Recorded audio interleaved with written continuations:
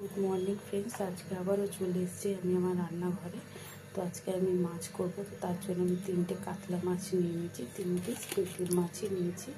এটাকে ভালো করে আমি ধুয়ে নুন মাখিয়ে রেখেছি।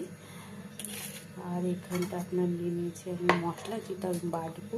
এটার জন্য আমি কাঁচা লঙ্কা নিয়েছি একটা, 2টো শুকনো লঙ্কা নিয়েছি, টমেটো নিয়েছি, পেঁয়াজ নিয়েছি, আর একটু আদা আর রসুন নিয়েছি। এটাকে আমি বেটে নেবো। আর এখানটায় 5-6টা কাজু নিয়েছি, আর একটু দই দিয়ে এটাকে মিক্স একটা পেস্ট করে নেবো। আর এখানটা একটু ধনে পাতা আছে, যেটা আমি উপর থেকে ছড়িয়ে দেবো। আরও মশলা দেবো, যেটা আপনাদের সঙ্গে আবার আমি শেয়ার করবো। আপনারা দেখতে থাকুন। মাছ ছেড়ে দেবো।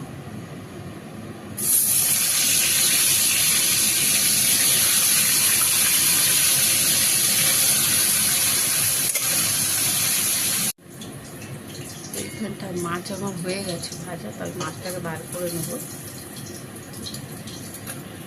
এই যে বার করে নিলাম।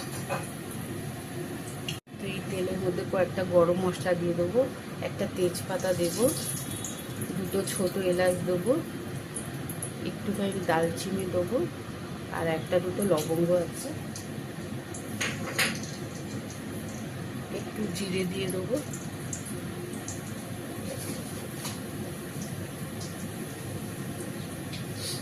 যখন গরম মশলার গন্ধ একটু চলে যাবে, তখন আমি এই বাটা মশলা দিয়ে দেবো, যেটা আমি বেটে রেখেছিলাম।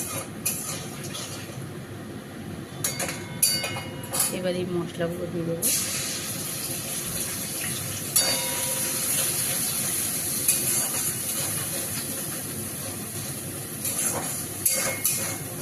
মশলাগুলো একটু কাঁচা গন্ধটা চলে গেলে আমি আরও মশলাগুলো দেবো।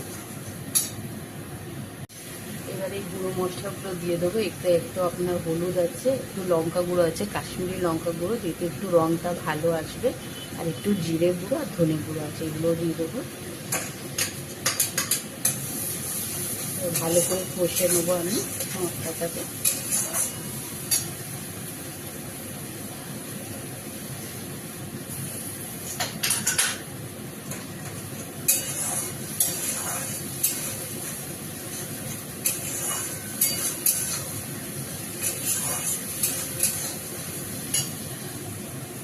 এবারে কাজু আর দইয়ের একটা মিশ্রণ তৈরি করে রেখেছিলাম, ওইটা দিয়ে দেবো।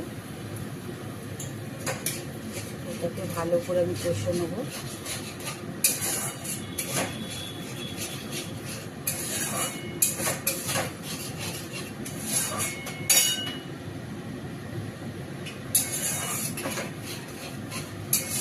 তেল যখন ছেড়ে দেয় আমার এই মশলা থেকে তেল বেরোয়, ততক্ষণ কষে নেব।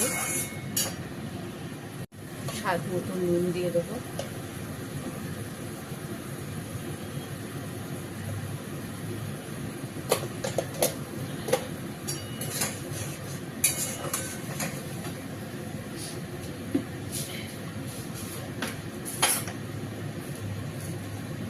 একটু চিনি দিয়ে দেবো।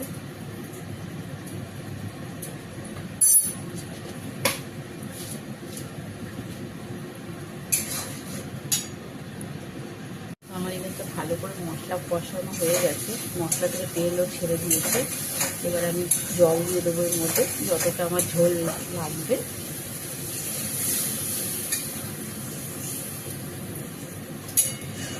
ততটাই দেবো, একটু ফুটতে দেবো। এখানটা আমার ঝোল ফুটে উঠেছে। এবার আমি কয়েকটা মাছ দিয়ে দেবো, মাছ দিয়ে আরও 6-7 মিনিট ফোটাবো।